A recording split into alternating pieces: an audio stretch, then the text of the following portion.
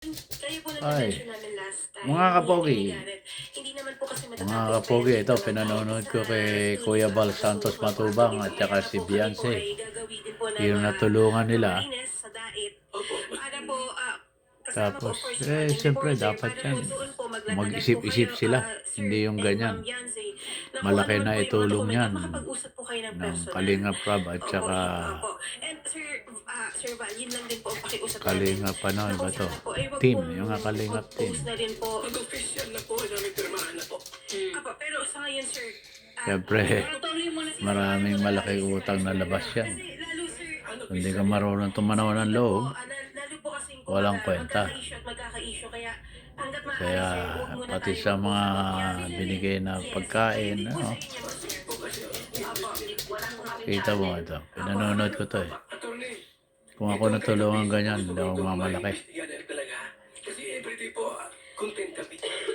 So siguro ibang usapan 'yon kasi Reklamo ko dito. so siguro kung meron ring mga ano tawag nito, avenue si Hansel at si Beyonce doon sa Kapiso or whatever. I mean, kung meron kayong kung meron kayong cloud, pero hindi Si rin Kapeso yun eh.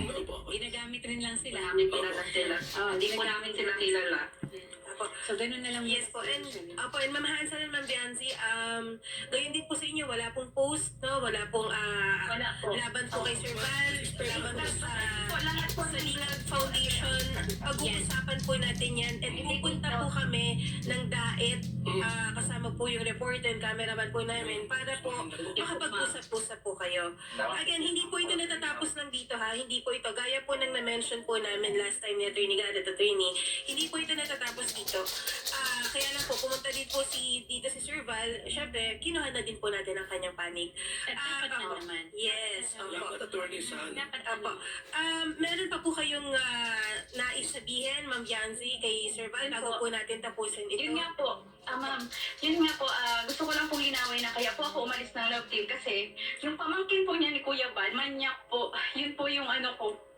Kaya po talaga ako umalis ng love team. Tapos Sige. pipilit po ako niya ni Kuya Bal na i-love team po ulit doon. Ayaw po niyang mawala po yung mga sponsor po tapos viewers po niya. Yun po yung sinasabi sa akin. Tsaka yung mga nagbablog, yung mga nagbablog daw po.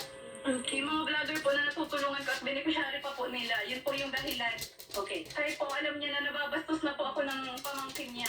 Okay. So Yun po talaga ang dahilan ng pagpatol ko Ibang dati na yan, rin. attorney. ibang usapan rin yan, Jancy, and you have every right na magreklamo niyan. Pero ang magiging respondent naman dyan is yung pamangkin. Mukhang hindi rin naman kaya at dapat na si Sir Val. Hindi naman dapat sabihin yan dyan eh. Well, at least na-air out niya. Kasi wala naman silang alam. Mawala na po yung content po nila Kuya Bal sa akin, pati po ni Kalingap, ni Kuya Rab po. Okay. So, yan ang yan. Lahat po ng Kalingap reactors po. Okay. Sir Val, ano naman po ang masasabi ninyo at this point?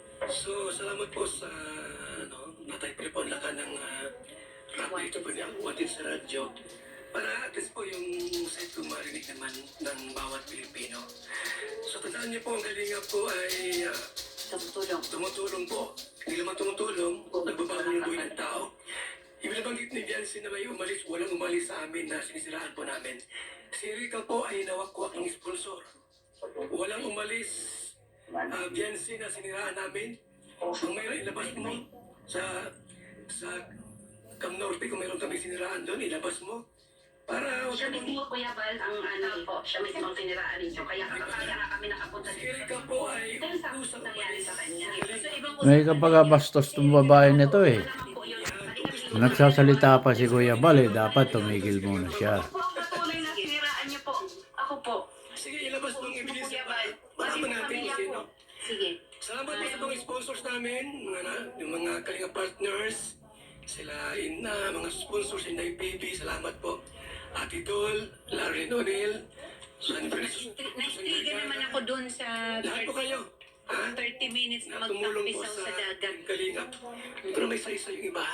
Sige. Ay, itong sa dagat po. Oo, kasi mahilig ako magtampisaw sa dagat. Kung magkakailangan ka. Ito po si Lady Ida. Ako, kunin mo. Tingnan natin. Tenang umaga. Sinasabi po ni, ang sinasabi Alam mo po ba, ni Atty. si Attorney Biancy? po ni Papa. Wag ko na. Naku, mukhang Di ba ay po? open the can of worms. Di ba po babawiin daw po yung bahay? Hindi. Ngayon Ay, po. hindi, huwag kang mag-alala. Paano naman daw po po yung kinita, ay yung content po nila sa akin dati na mga ano. Huwag kang, Yun lang po ang ibig sabihin nun ni Papa, hindi naman po sa ayaw po akong paarawan. Huwag kang mag-alala.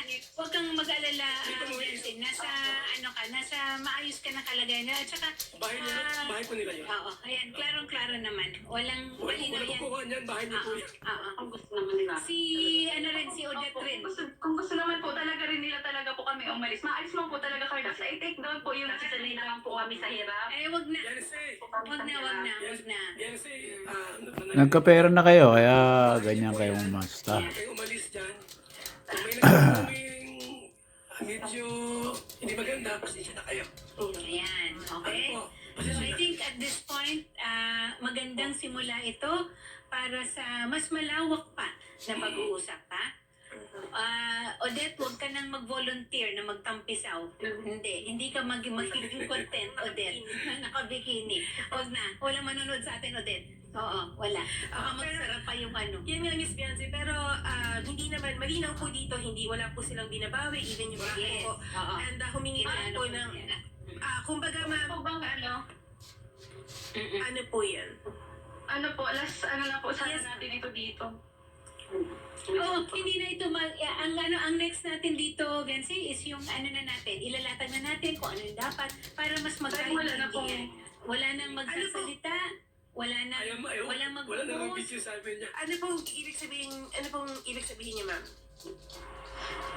Last episode na po sana ito nung sa Rocky Tolpa in Action kasi mas lalo po talagang lumalala eh. So hindi na po namin kayo sasamahan sa diet? Hindi mapunta pa sila dito. Kasi kayo po yung lumapit sa amin, hindi po Oo. kami yung nag-reach out sa inyo, ma'am. Oo. Para lang po clear po. Para tapusin natin. Hindi po kami yung, Oo. hindi po namin siya pinilit na mag-live. Yes. Naku, baka kami din yung mapaano.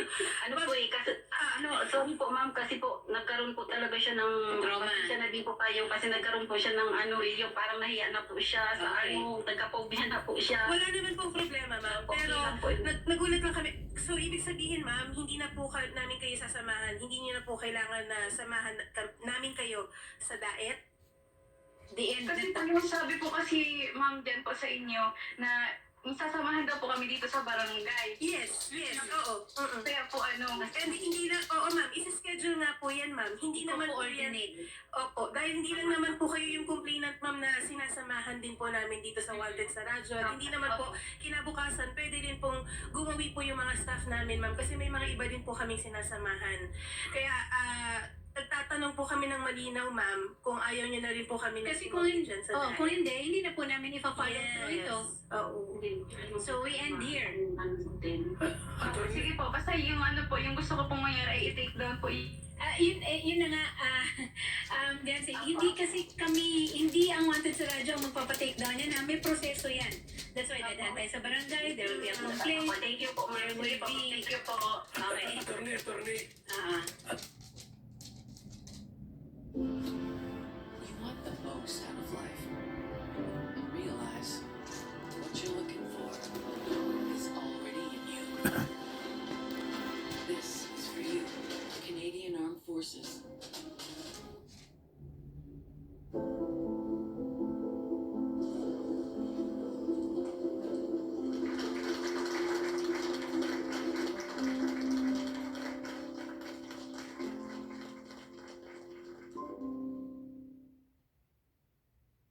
The Ford, it's a event. The Ford, it's a big deal event. Right now, lease this F-150 for $237 bi-weekly. That's like $119 a week. Mr. Sugar, we've run out of places to hide our money. How do we think illegal here? Crime is on the rise in Philly. That really steams my clams. Say hi to your wife for me.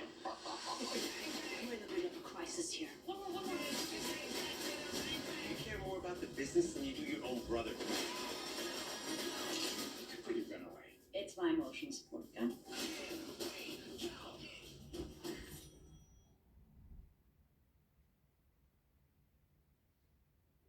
Alam niyo po, mayroong mga taong sa likod nila.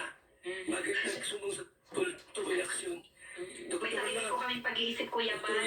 Kasi tao lang po kami, Kuya Bal, Hayaan nyo na po yan. Hindi na po natin papakialaman yan. Nasa sarili na po nilang ano yan, wag na nating i-mention ang pangalan nila, sisikat pa sila eh. Pero sumikat din sila. Hindi na po. I think ito na po at this point, maganda yung sinabi ni Sir. Klarong-klaro, walang bawian ng mga binigay. Walang bawian. Oo, at saka nagpahumingi pa ng pasensya. So, I think that is... Yun ang tinatawag na parang walang utang na loob eh. Pasensya na kayo ha. Marami na itulong. Kasi, okay lang naman, Kuya Bal. Po kasi kami, Pasensya na po at di ba po may anak din kayo? Kung Meron din. makikita ko sa anak ko, Ang anak ko 10. kasi magulang ako. dami. Ilan ang nanay nun? 4. Hindi, joke lang po. Budget man. Ito sa ibang dahilan. Joke lang. Dali ha. Eventually, gusto din namin sabihin na maraming salamat sa tiwala na binigay mo rin sa Wanted sa Radyo, sa Rapid Tulfo in Action. Kasi hindi rin biro ha, na tumayo ka para sa sarili mong panindigan at saka dun sa tinitingnan mong hindi tama at mali. Tama naman rin yun.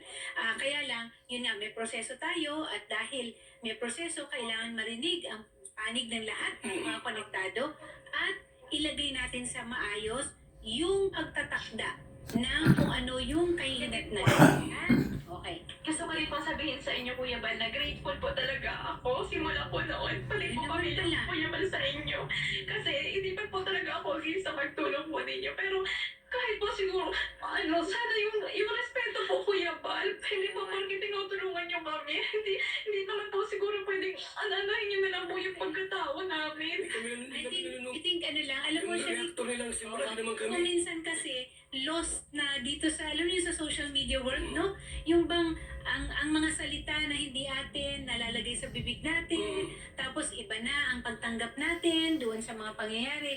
Iba talaga kung harap-harapan. At yung mga salita ninyo sa isa't isa, kung nasa harap ng isa't isa, Alam niyo, attorney, yung pagtulong namin, nagbabahay kami, nagbibigay ng mga bigas o naman, for the glory of God yan. okay. Hindi para sa aming sarili. Okay. Para sa Diyos yan, attorney. Okay. And with that, Shari, maganda. Ayan o, humingi ng pasensya at si Sir Val, on the other hand, si Viancy naman acknowledges na napakalaking tulong and grateful sila sa lahat ng mga naging blessings rin dahil sa mga tulong. Okay? Yun lang naman po talaga yung inano ko po dito sa Rapid Tulfo in Action. Kasi wala po ako sariling platform. Wala po akong wala po akong kakayanan. Ipagtanggol po yung pamilya ko. Kaya dito po ako lumapit sa inyo kasi alam ko sikat po talaga. Ito alam po ng marami pong nanonood. Ayan. So, and I think sa reaction ng ating mga netizens, mukhang... Gusto ko lang pong i-ano po yung totoo pong nangyari talaga. Okay. At least napakinggan din po yung panig po ninyo, Ma'am Bianze, ha? Opo. Sige po, Miss Bianze and Ma'am Hansel, maraming salamat po. And again, bibigyan po namin kayo ng chance na makapag-usap din po ni Sir Val. Kaya po gagawin din po kami ng daet dyan po, Ma'am, ha? And Sir Val, thank you very much po. Salamat po. Maraming salamat sir and magandang hapon. Salamat po at sa Diyos ang papuri. Salamat, sir. Salamat. Thank you, sir. We want to see